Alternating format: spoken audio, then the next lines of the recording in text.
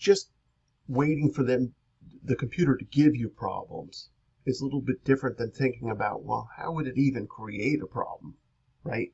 That's a deeper thought. That's one I would like you to have.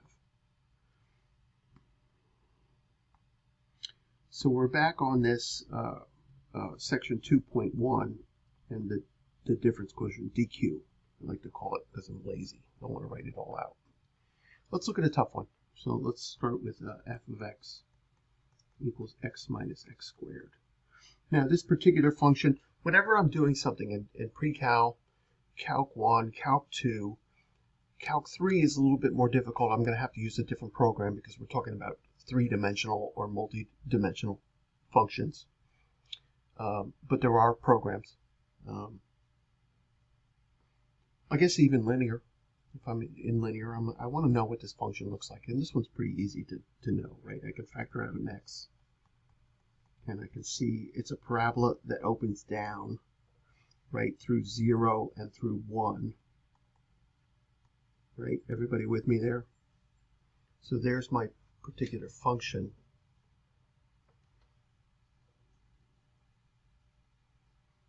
So I know what the function looks like, right? That's the key. You know what the function looks like. You know what the domain is. You know where the roots are. You know where the trouble spots are. That kind of thing. So let's get a difference quotient here. And what are we doing with a difference quotient? We're gonna pick 2 points on the curve.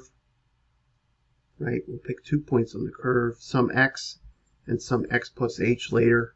Right? There's x plus h, and we're going to connect them with a line. And difference quotient will give us the slope of that line, slope of a secant line. And look at the only two variables I have here. I have a variable x and I have a variable h. And all I'm doing is saying h is the distance between my two x values. And what am I ultimately interested in? Shrinking the distance between those two variables, those two x values, until they become the same x value. And then when they're the same x value, so for example, if I let h go to 0 here, I'm going to get now a tangent line. I'm going to get a line touching 1 point, which of course seems impossible, or it should, which is the beauty of calculus. All right, so I had given you a step-by-step. I said first find f of x plus h. And so what I'm going to do, I'm going to write x minus x squared with empty parens. Right? I'm stressing this. If you're weak at algebra and you do what I say, you'll be fine, right? If you're my kids and I say, don't smoke pot, you don't need a reason right now. I'm just saying, don't smoke it. You'll find out the reasons later, right? So now I'm plugging in to each empty paren x plus h. Everybody with me there? The process is pretty clear there. Thank you. Angel. Paris. Diaja. Thank you, Diego. Grace. Thank you. And I'm telling you, this is 20-some, Muhammad, thank you. I'm talking about 20-some years of teaching math and the mistakes I've seen I was just cursing their year. This will clean it up, right? Don't be in a rush. I'm Polish, I'm not Russian. I want to simplify this. And I'm going to do that taking my time until I get good, until I see I'm not making mistakes anymore. So I'm going to use my favorite four-letter F word there. Okay, FOIL is fine too. So x plus h, and then I get a minus x squared plus 2hx plus h squared. Hopefully you've got that piece down already, even after you've done it once or twice. Once you double distribute it there and combine like terms, you should agree there. Now I'm going to distribute my negative.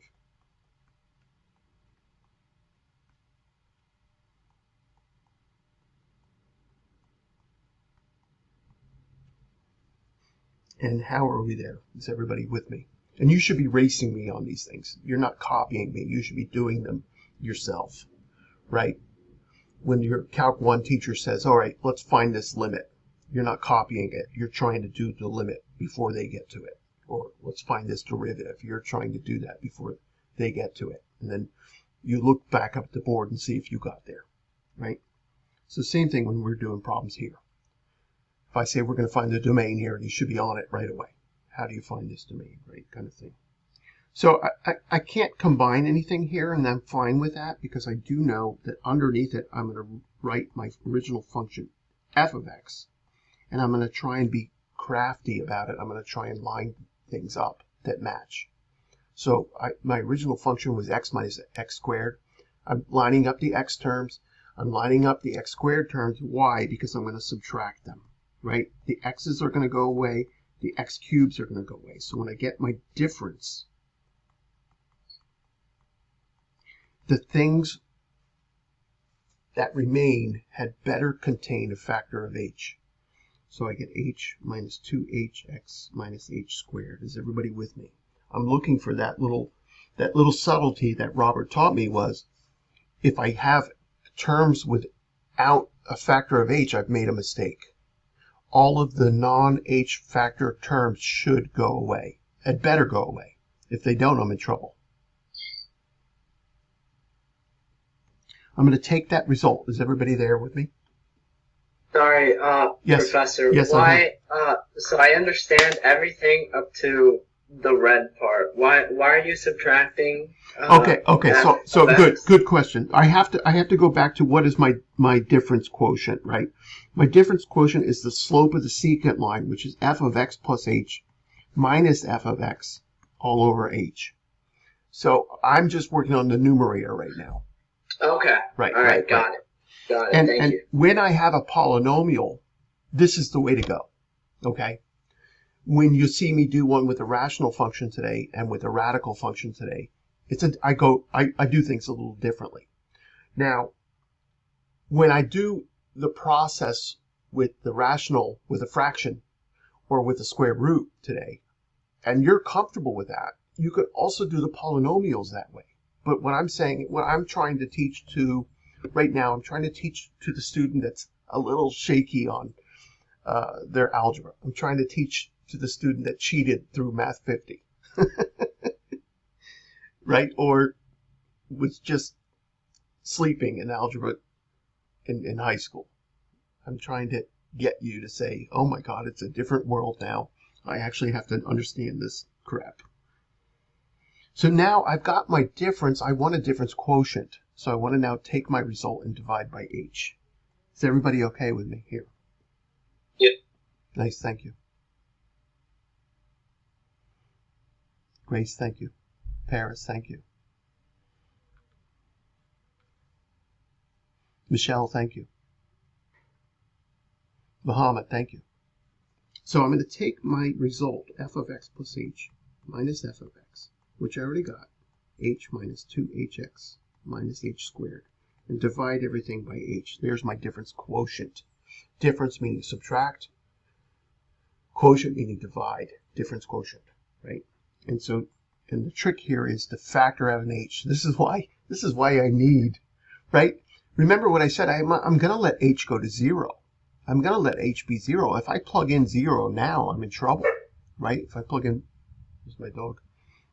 So I'm going to factor out an h, 1 minus 2x minus h. And I'm still dividing by h. And now I see that these two cancel.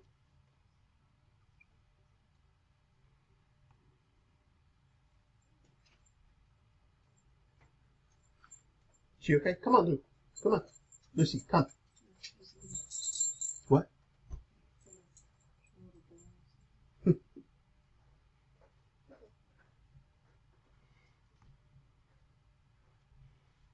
Lucy, you want to say hi to the class? Come here. Say hi to the class. Come here. Come here. Come. Tell them you know this stuff already. You already took Calc 1 and Calc 2. So this is my difference quotient. Right? I like to say dq now. Right? dq is my hi doggy. Is my slope of my secant line. M equals 1 minus 2x minus h. For what? Any x and any h. And the thing that I'm really trying to emphasize is that h is the distance between my two x points. Let me see if I can get a good picture of this.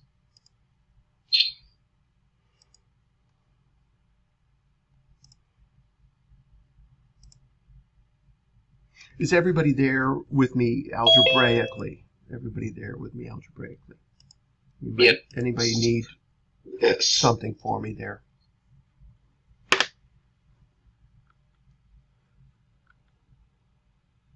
Anybody need help on anything there? You're okay there?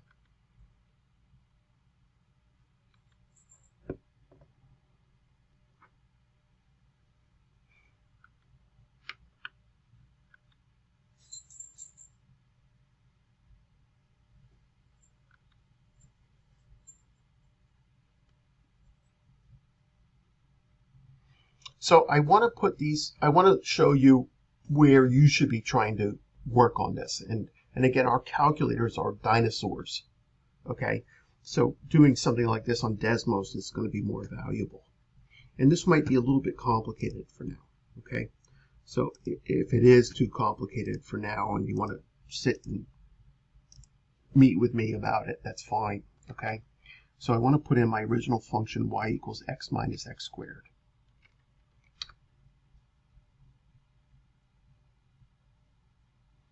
And I'd like to put in a fixed point. So I like the point 1/2, right? 1/2, comma, what? What would I get out of my function there? Does anybody see it? 1/4. It looks like 1/4. I think it is 1/4. And I'll double check that in a second. Yes. I'm going to let that be my fixed point, okay? And I'm going to let my other point be variable. So this is my point x comma f of x.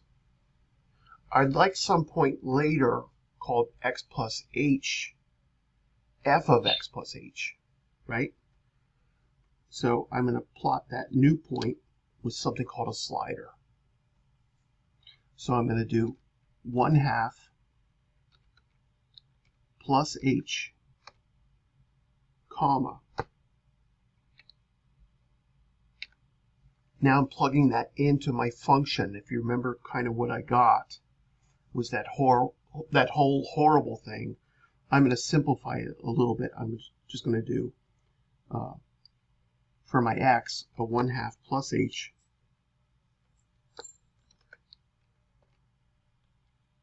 minus my 1/2 plus h quantity squared. You can see my x minus x squared there.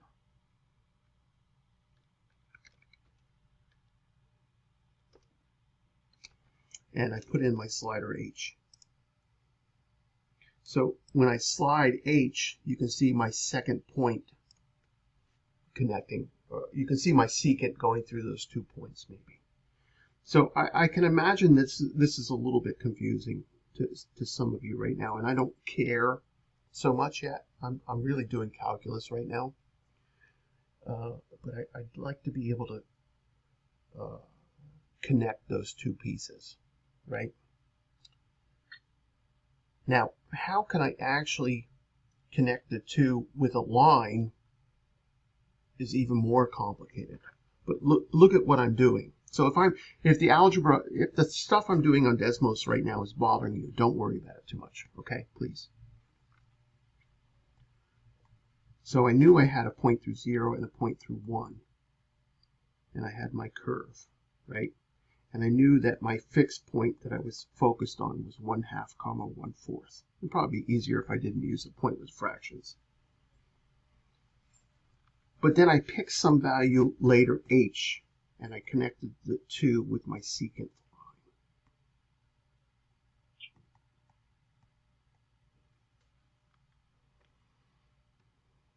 Everybody with me here?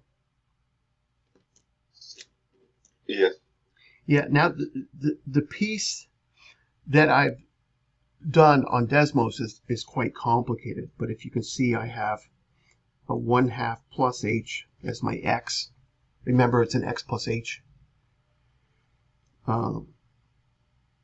And I had f of x plus h as my y, right? And that got quite complicated, right? I had an x plus h minus an x plus h squared there. And again, I'm putting in 1/2 for x, and I'm putting in h as a random variable. If I look at my picture, if I look at my Desmos, and I just pick h to be 1/2,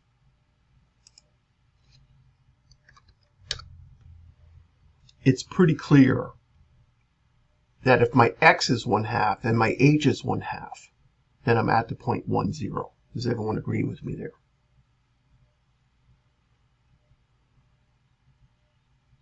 Is anyone completely confused and panicking? Alan's okay. Anyone panicking right now? You can chat me in private, and I won't disclose. But I'd like to know, because I would be freaking out a little bit right now. Okay, I understand. I got a couple panics.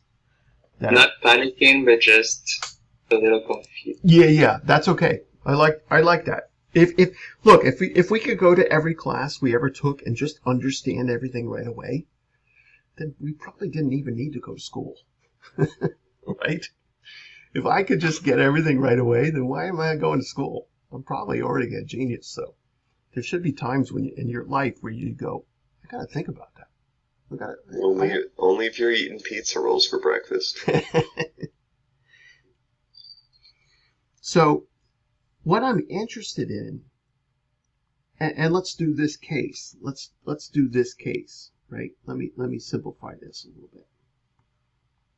Let me make this point my x plus h, right? So now I know that the second point is 1, 0, right? My first point is 1/2, 1/4. My second point is 1, 0. And it's pretty clear that x is 1/2 and h is 1/2. Is that clear to everybody, even if you're panicking about what's going on here? X is 1/2, right? I picked my x value of 1/2. I plugged the 1/2 in to get the height.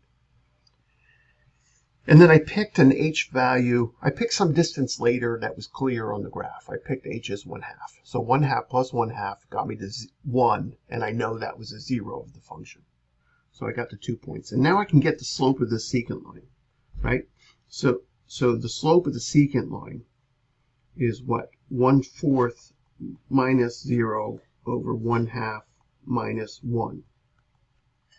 So that's 1/4 over a negative 1/2. That's positive 1/2, negative 1/2.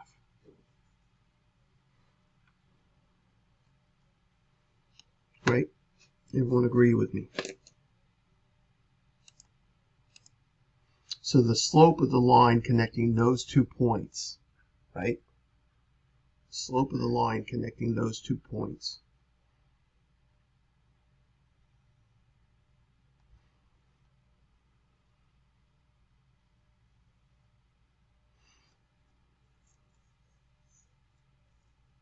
Now I can create this secant line on my graph using Desmos. So let's talk about that.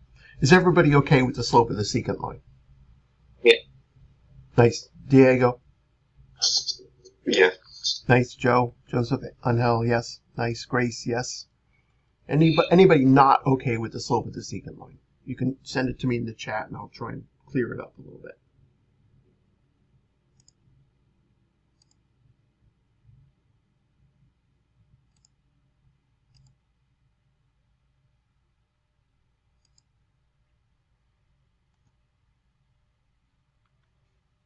Yes, I can agree that it might take a little bit of time. Now, if you look at how I calculated the slope of my secant line, I just did the slope the way I did it in 8th grade or whatever, 9th grade. For me, it was 10th and 11th grade. Yes, I failed algebra several years. So, but I'm just calculating the slope with y2 minus y1 over x2 minus x1. I guess I should calculate my slope of the secant line using, someone remind me of my difference quotient? So I don't have to go back a page. What was my difference quotient? 1 minus 2x minus h. 1 minus 2x minus h, right? And for the x, I'm putting in 1/2. And for the h, I used a 1/2. Let's see what I get here, right?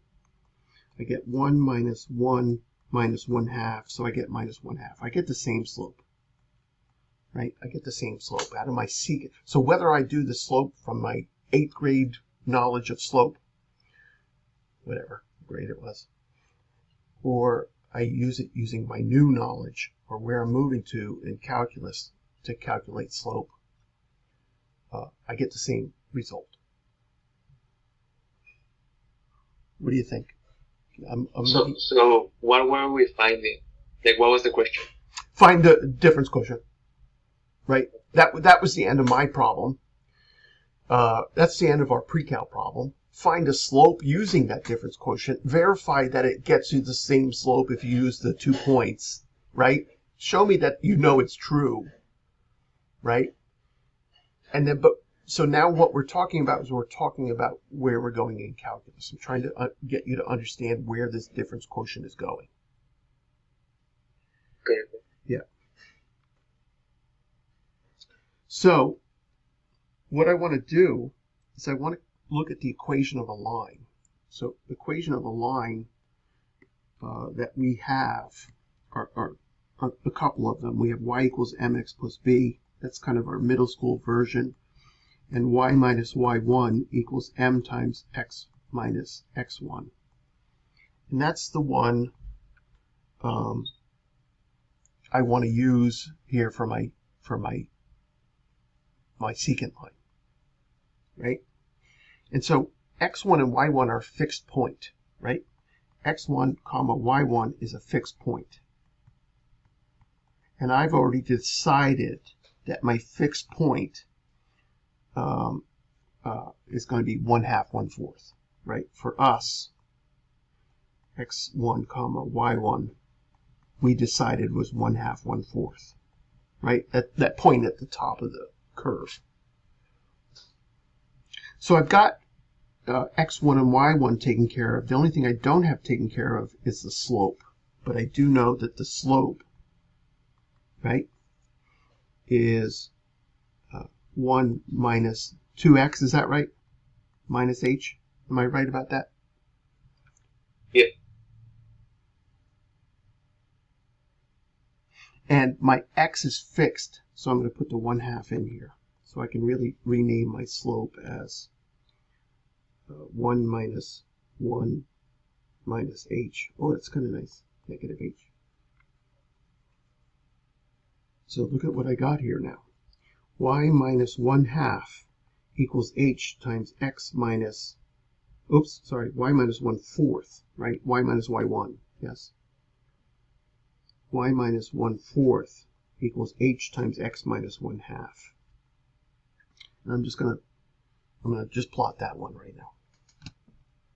Again, if you're a little bit lost, you're not in the wrong place.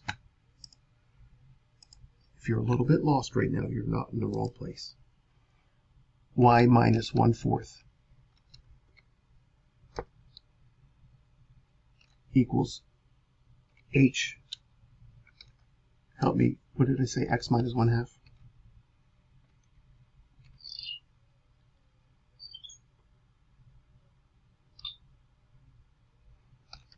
I got a mistake somewhere. Oh, it's a negative h, right? There it is. Woohoo! Look at that. It hits my secant line.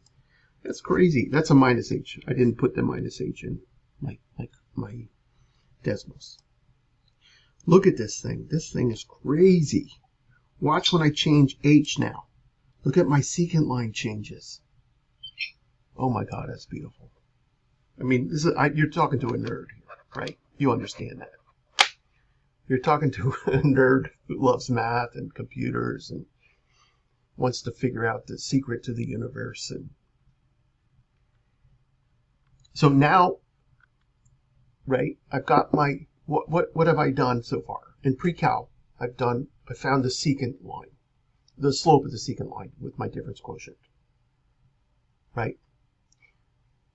I verified that if I pick 2 points on my curve and found the x value of one and the difference, the distance to the next x value, the h value, I got the same slope from them. Pre-cal is done. Okay, pre-cal is done. Now, in calculus, I want to connect those 2 points with the secant line, and then I want h to go to 0. Okay, I want h to go to 0, so that's what I'm going to do. I'm going to take my h value and go to 0, and now look what happens when I have h as 0. My x and my x plus h are the same point. Some x and some x plus h later now have moved to the same spot. And now I have a line, now not a secant line, now it's called a tangent line, that's giving me the slope at 1 point on the curve. It's giving me a line with only 1 point. Impossible. I now I can create lines on a curve with 1 point only. And that's where we're moving. That's where we're going to calculus. And if you remember me dragging the lines and creating a shape? That's what I'm trying to do here. I'm trying to show you where the top of that hill is with a single line.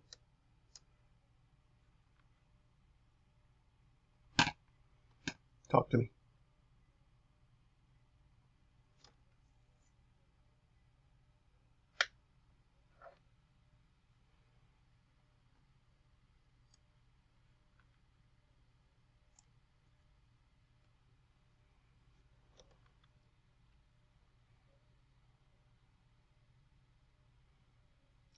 And how are you talking? I can't hear you if you're talking. You're muted. No, sorry, I was just talking to myself. That's fine. You're going, what the hell's going on here? No, like this seems this seems familiar from back Yes. In high school cal. Yes. It should. If you know what a derivative is, this is the understanding of a derivative. Right. So when we're going to calculus, we're going to first learn limits. And we're going to do those limits using this difference quotient. Okay? And that's going to lead us to something called the derivative, which is the slope at a single point, which can't happen, which is why calculus is beautiful. How the hell are we going to land on the moon? It can't happen. We needed calculus to get there, honestly. We needed, in order to get these rockets to work, we need to understand how things change and what kind of change is needed to escape the atmosphere of the Earth, right? Otherwise, we're going to just bounce off the, our protective shield and die. So so calculus has allowed us to just think about things that are very complicated with the simple thought of a line, right? That's why it's a beautiful thing. And it's all of our fields that we're studying deal with change, right? Change. I'm not talking about coins. I'm talking about how things change, how the amount of bacteria is growing at any particular second, how our computer programs are slowing down or speeding up, depending on the code, how the strength of steel is needed to support a certain height of a building. All of these things are, well, as I add another floor, what's going to happen to how much stronger does my steel need to be? So all of these things are related to our fields of study, and they all come back to calculus. They all come back to this thing called the derivative, how things change, right? All right, let's do another one. We only got about 15 minutes left, something like that. Let's look at another function. We've seen two quadratics for our difference quotient. Let's look at a quick linear, and let's look at a quick maybe square root or a rational fraction, and then we'll again take a look at this piece on Desmos. So just so you know, this piece on Desmos is Calc 1, okay? So the piece I just did on Desmos with the line, the secant line turning into the tangent line, that's Calc 1. That's your first month, your first half of Calc 1, okay? So don't panic about it, okay? All right, let's do another difference quotient. So it should be pretty clear to you that I'm not going past homework 6 today. I'm not going past 2.1 today. So in section 2.1, we had homework 4, 5, and 6. So you should be able to do all of homework 6 today. If you can, see if you can create the secant line, tangent line piece on Desmos. I'll do it again so you see it, and I'll do an easier version. The one I just did was quite complicated. I'm not going to do it for this one because you'll see it's kind of boring. So we're doing another difference quotient, but we're doing a difference quotient for a linear function. So again, it's a polynomial. So I'll take f of x equals 5x minus 2, right? And so this thing is not a real issue. At minus 2, right, I've got a slope of 5. So there's my line, right? There's my f of x. And obviously, you can tell what's the slope here is 5. So my difference quotient should give me the same result, right? The difference quotient should give me the same result. Is everybody with me? Yes. Thank you, Diego. Thank you, Paris. Grace, thank you. Alan, thank you.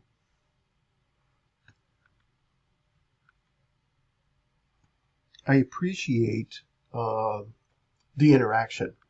I really do. And the honesty. I'm lost. I'm nervous. I get all of that, you know. We got a little bit of a nice way to communicate that without getting embarrassed, in that you could tell me something in the chat without having to reveal it to everybody, right?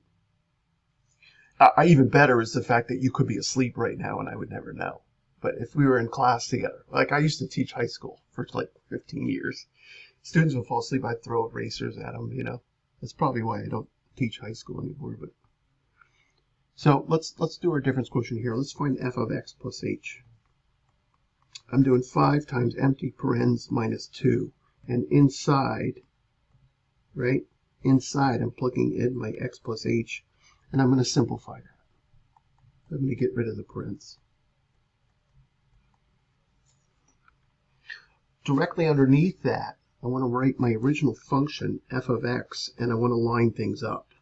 So I had, what, 5x minus 2. And notice that when I'm going to subtract these now, the pieces without, the pieces that will, I can't say that the pieces without h are the only thing that's going to disappear, but I want to say the pieces that remain had better have a factor of h in them, right?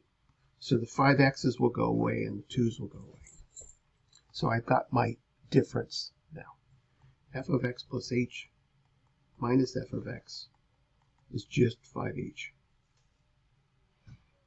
It's pretty easy, this one. It's nice to go from a very difficult one to a very easy one. And now I'm going to take that result and make it my quotient by dividing by h. And it's pretty clear that the h's will cancel. And I just get 5. And that makes sense, right? When it's linear, the slope of any secant line happens to be the slope of the line itself, right? When it's linear and I pick 2 points on it, of course it's going to be the same line. The secant's going to be the same line. This looks so much easier than the last one. Yes, yes, but why should I only do easy ones, right? Right? Hey, Why should the... Go ahead, Rafat. Because, Yes. so real quick, let's just say f of x equals 6x minus 2. The slope would be 6 and the dq would be 6. Exactly. But no question. Exactly. That's so simple. Yes, it is. Yeah. I think it's better if you start with an easy one so you can I did an easy... Diego, I did an easy one last week. I mean, Wednesday. I did f of x is x squared, right? And we got our dq was 2x 2x plus h. plus c. Plus h, yeah. Oh, I don't remember that. Oh, okay. It's gotta almost watch as that if there's YouTube video for a you. really easy way to tell. Aye, Joseph, keep your mouth shut. Don't tell the secrets of life yet. Don't tell them why they shouldn't smoke pot. Just tell them not to smoke pot. Just letting you know, kids, the pot is pretty fire. So you're talking about kitchen appliances here. Let's focus on the math, okay? So let's go up another level here. Let's look at a problem with the square root, okay? So I want to do a difference quotient for f of x equals, we'll keep it simple, square root of x.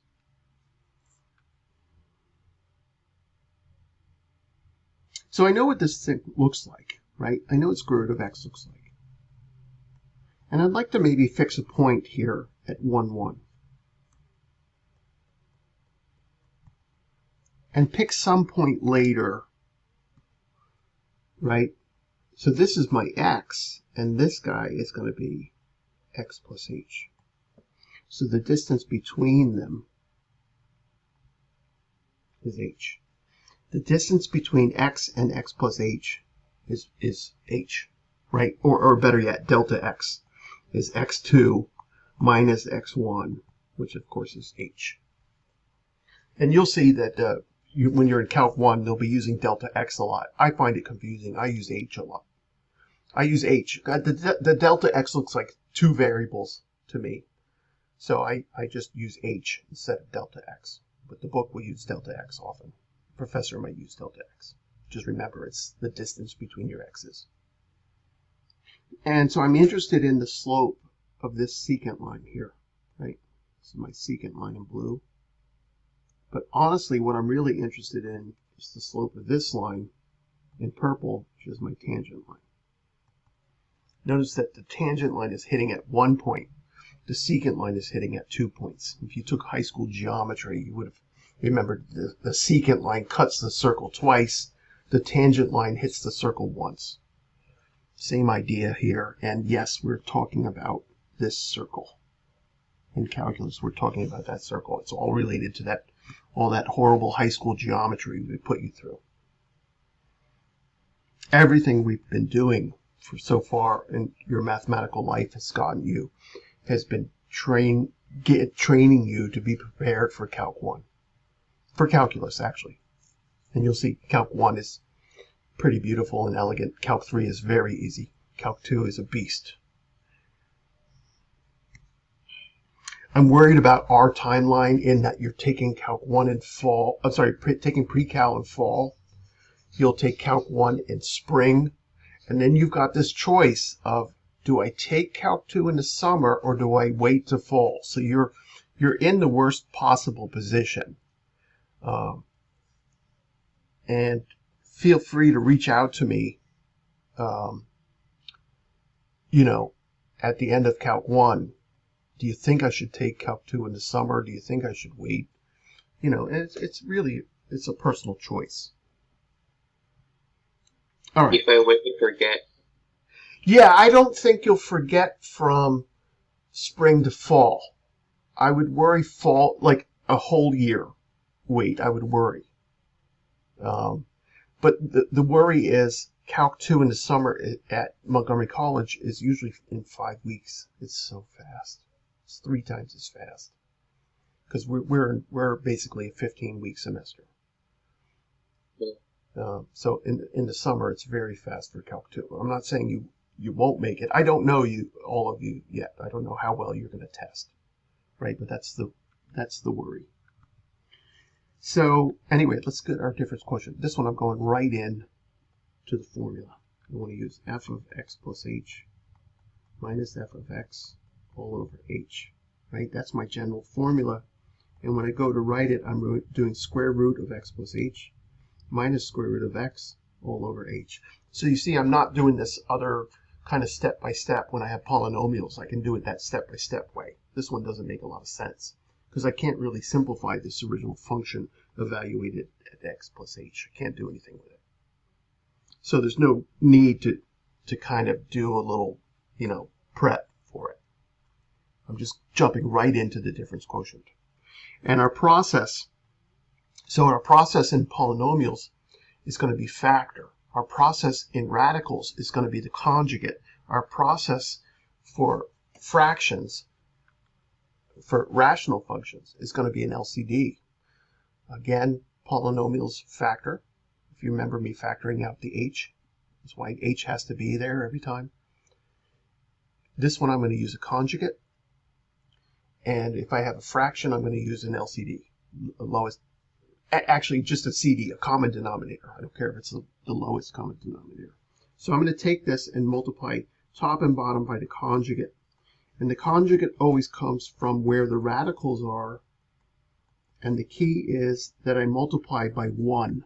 So I take my radical piece and I switch the sign. That's a conjugate. Switch the sign between the radicals. Right? If it's negative, make it positive. If it's positive, make it negative. And then multiply by that conjugate over itself. When I do this every time, okay? Every single time. So what do I get here? I'm gonna distribute upstairs, and I'm gonna not touch the downstairs. Wherever my conjugate is kind of with its evil brother, I'm gonna manipulate. And when their conjugate is not with its evil brother, if I don't see the conjugate pairs, I'm going to leave it alone for now. So upstairs, I'm going to distribute, and I get rad x plus h times itself. And then I get minus rad x. And of course, you remember that conjugate, that a plus b quantity times a minus b quantity, the middle terms drop out. So I don't have to think about that. We did that in Algebra 1. And downstairs, I'm going to leave it as h times square root of x plus h plus rad x. So I'm going to leave the downstairs, where the conjugate pairs are, manipulate.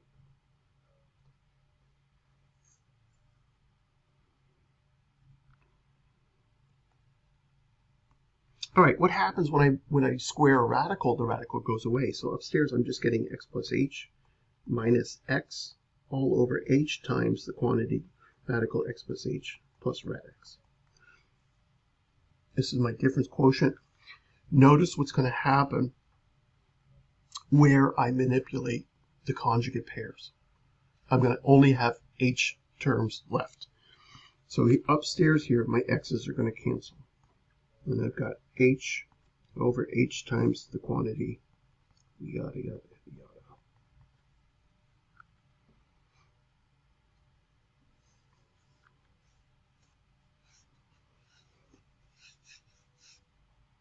And notice what happens.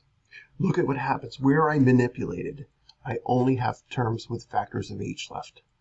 If I don't, I made a mistake. Because I need, right now, can I let h go to 0?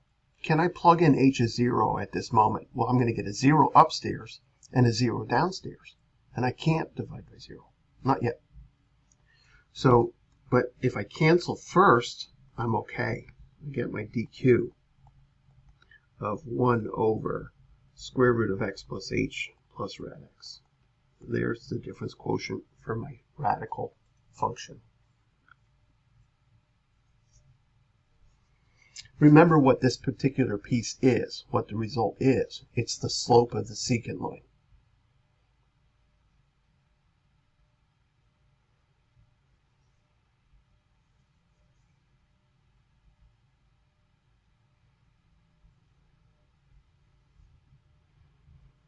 Let's stay in the pre-cal world here for a second and see if this thing is actually working, right?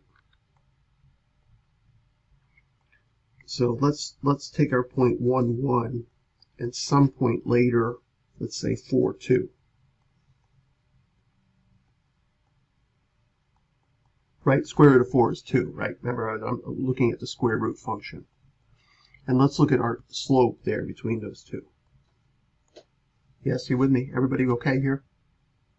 I've got about 3 minutes left. Is everyone? Yes. Yes, nice.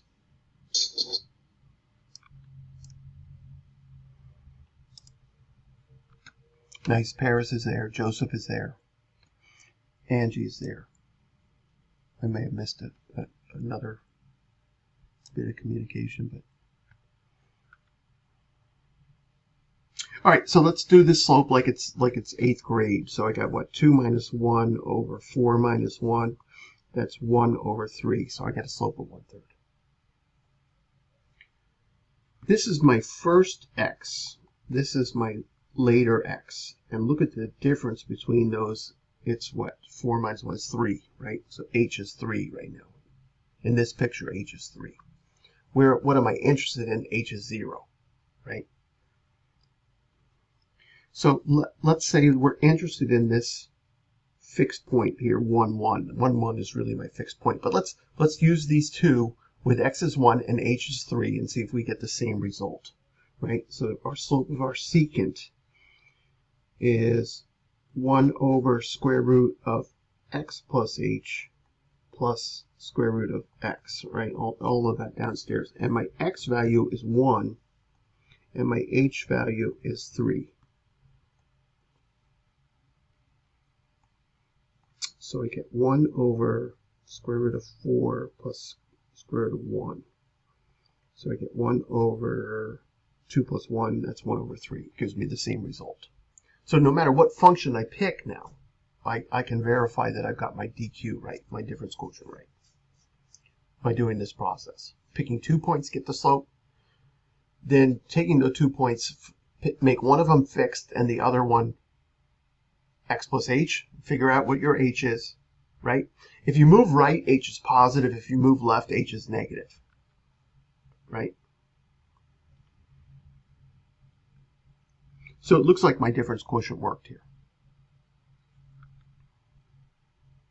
I'm out of time, so I don't have time to do another one on Desmos. I don't have time to do the fraction one, but see how you do with it.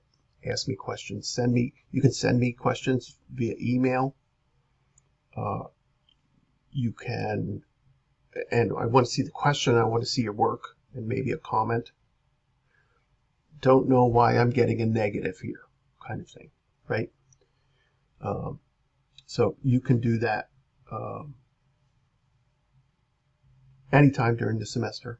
And then, of course, Monday I'll answer homework questions as we start. So you should be able to do up to homework 6 now. Please start reading 2.2. I'm going to do 2.2 very quickly. So if you read it, it will be easier for me to do that. So read ahead a little bit. Start reading chapter 2. We're going up to 2.5. 2.1, 2.2, 2.3, 2.4, 2.5. I'm not doing 2.6. All right. Have a good one, Professor. All right, great. See you everybody Monday. Bye, Professor. Have a nice weekend. Thank you. Bye. Bye-bye. Thank you. Bye.